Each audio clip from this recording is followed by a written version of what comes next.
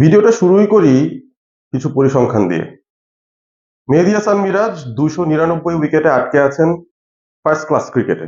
অর্থাৎ আরো একটা উইকেট পেলে মিরাজ কিন্তু ফার্স্ট ক্লাস ক্রিকেটে 300 উইকেটের মালিক হয়ে যাবেন। এবং এই 300 উইকেটের মধ্যে 200টা উইকেটই নিয়েছেন টেস্ট ক্রিকেটে। 2016 সালে ইংল্যান্ডের বিরুদ্ধে মেহেদী হাসান মিরাজের অভিষেকটা হয়েছিল এবং সেই সিরিজটা তিনি দারুণভাবে রাঙিয়েছিলেন। ইংল্যান্ডের বিরুদ্ধে যে ম্যাচটা বাংলাদেশ জিতেছিল, যেটা একমাত্র জয় বাংলাদেশের এখনো পর্যন্ত টেস্ট ক্রিকেটের ইতিহাসে ইংল্যান্ডের এগেনস্টে, সেই ম্যাচটাতে Mehedi Hasan Miraz player of the match performance দিয়েছেন। দুটো ইনিংসেই ছটা ছটা করে উইকেট তিনি তুলে নিয়েছিলেন এবং তখনই তিনি জানান দিয়েছিলেন যে টেস্ট ক্রিকেটে মেহেদী হাসান মিরাজ আস্তে আস্তে বাংলাদেশের সেরা স্পিনারদের তালিকায় উপরের দিকে উঠতে থাকবেন এবং সেই আপওয়ার্ড ট্র্যাজেক্টরিটা মিরাজ মেনটেন করে গেছেন। একমাত্র ক্রিকেটার তিনি বাংলাদেশের পক্ষে যিনি তিনটা ভিন্ন ভিন্ন ম্যাচে 10 বা তার অধিক উইকেট তুলেছেন একই টেস্টে। সেই হিসেবটাতেও তিনি সাকিব আল হাসান, তাইজুলকে ছাড়িয়ে চলে গেছেন। মেহেদী হাসান মিরাজের ব্যাটিং এর পরিসংখ্যানে যাই, টেস্ট ক্রিকেটার হিসেবে যদি বলি, সেখানেও তিনি আর যদি 36টা রান করেন তাহলে কিন্তু তিনি 2000 রানের মাইল ফলকে ছুঁয়ে যাবেন অ্যাজ আ টেস্ট ব্যাটার।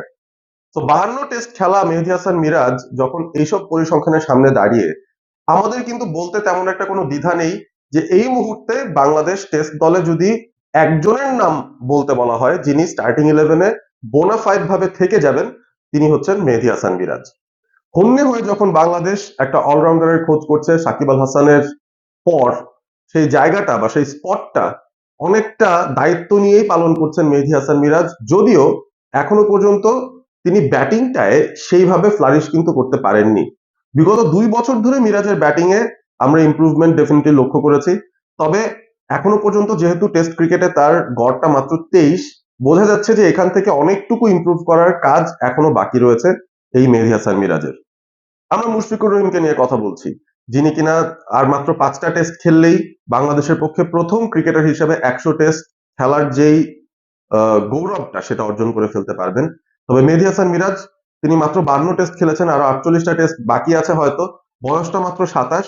আমার কাছে অন্তত মনে হয় তিনি যদি কনসিস্টেন্টলি পারফর্ম করে যেতে পারেন এবং সেই সাথে কন্ট্রোভার্সি থেকে নিজেকে দূরে রাখতে পারেন, যে কন্ট্রোভার্সি এই মুহূর্তে বাংলাদেশ ক্রিকেটের খুব চর্চিত একটা ঘটনা, এসব কন্ট্রোভার্সি থেকে তিনি দূরে থাকতে পারলে আমার কাছে মনে হয় যে তিনি 100 টেস্ট খেলেও ফেলতে পারবেন এবং তখন তার পরিসংখ্যানটা দেখলে আমরা বুঝতে পারবো যে বাংলাদেশ ক্রিকেটের ইতিহাসে তার অবস্থানটা আসলে কোথায়।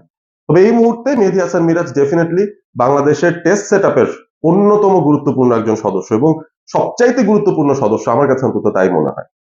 মেহেদী মিরাজ প্রথম টেস্টে প্রায় বাংলাদেশকে জিতিয়ে দিচ্ছিলেন। আমরা জানি ব্যাটিং পারফরমেন্সটা একেবারেই যাচ্ছে তাই হয়েছে বাংলাদেশের। বোলিং পারফরমেন্সের দিক থেকেও পেসাররা আশানুরূপ পারফরমেন্সটা দিতে পারেননি যখন প্রয়োজন ছিল এবং শেষ পর্যন্ত মেহেদী মিরাজের একটা হিরোইক এফোর্টের কারণে নিশ্চিত জেতা ম্যাচটা জিম্বাবুয়ে জিতেছে ঠিকই, তবে কষ্ট করে জিততে হয়েছে। চতুর্থ দিন শেষ যে সেশনটা হচ্ছিল সেই সেশনে কিন্তু মেহেদী হাসান মিরাজ তার স্পিন ভেলকিতে প্রায় বাংলাদেশকে ম্যাচে ফিরিয়ে নিয়ে এসেছিলেন এবং তার 13তম 5 উইকেট হলটা তিনি তুলে নিয়েছিলেন সেই দিনটাতে।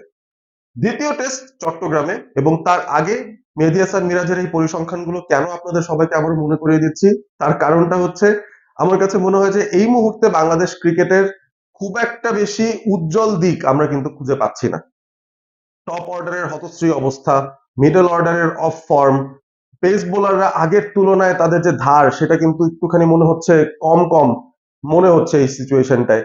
তো এইরকম যখন টালমাটাল অবস্থা বাংলাদেশ ক্রিকেটের, জিম্বাবুয়ের কাছে যখন টেস্ট হারতে হচ্ছে, সেই সময়টায় একটা মাত্র উজ্জ্বল দিক বলা যেতে পারে মেহেদী হাসান মিরাজের পারফরমেন্স বা ইন্ডিভিজুয়াল পারফরমেন্স। প্রশ্নটা কিন্তু এখানেও থেকে যায়, ইন্ডিভিজুয়াল পারফরমেন্স নিয়ে আর কত আমরা দলগতভাবে কবে কনসিস্টেন্টলি সাফল্য পাওয়া শুরু করব? সাফল্যের দিক নির্দেশক হোক মেহেদী হাসান মিরাজ সামনের দিনগুলোতে, সেটা আমরা আসলে আশা করতেই চাই। এবং দ্বিতীয় টেস্টের আগে মেহেদী মিরাজের জন্য শুভকামনা, কারণ এই যে পরিসংখ্যানগুলোর কথা বললাম, এই টেস্টেই কিন্তু তিনি সেই সব মাইল ফলকগুলো ছুঁয়ে ফেলতে পারবেন। টেস্ট ক্রিকেটে 2000 রান, ফার্স্ট ক্লাস ক্রিকেটে 300 উইকেট, সবকিছুই তার সাধ্যের ভেতরে রয়েছে এবং আমরা আশা করব যে এই পরিসংখ্যানগত দিক থেকে যেই মাইল ফলকগুলো আছে সেগুলো তিনি ছুঁয়ে যাবেনই, সেই সাথে বাংলাদেশকেও একটা জয় উপহার দিতে কার্যকরী ভূমিকা রাখবেন Mehedi Hasan Miraz. Thank you for your performances so far and let's hope বাংলাদেশের এই যে সিচুয়েশনটা চলছে এই মুহূর্তে ক্রিকেটের একেবারে ভরাডুবির দিকে আমরা চলে যাচ্ছি, সেই জায়গাটা থেকে পরিত্রাণের কোনো একটা উপায় আপনি হয়তো আপনার পারফরমেন্স দিয়ে বাতলে দিতে পারবেন। আপনারা রয়েছেন অল স্পোর্ট এবিপির সঙ্গে। সাবস্ক্রাইব করুন অল স্পোর্ট এবিপি চ্যানেলটি, সেই সাথে ফেসবুকে অল স্পোর্ট এবিপি পেজটা আপনারা ফলো করতে পারেন। Stay Assam, stay all sport with all sport ABP.